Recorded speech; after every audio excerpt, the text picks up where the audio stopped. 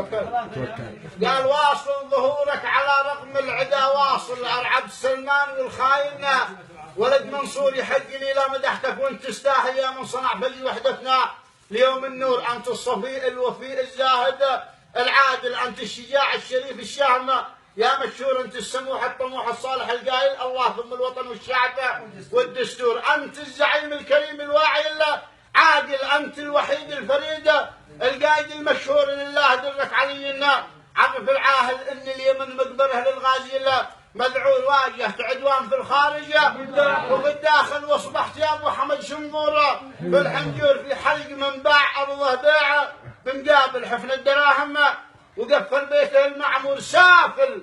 ما يجحد وجودك يا علي سافل، وما يجحد اصلا وجودك يا غير ذي محسور منذر الذي لا يهمش يا دورك الفاعل من بعد ما فنيت عمرك يا في رضا الجمهور. من بعد ما رحت رحنا في خبرنا عاجل راحت عدن والمكلا راحه، هو الخور باطل رحيلك على شعب اليمن باطل اكبر خساره رحيلك.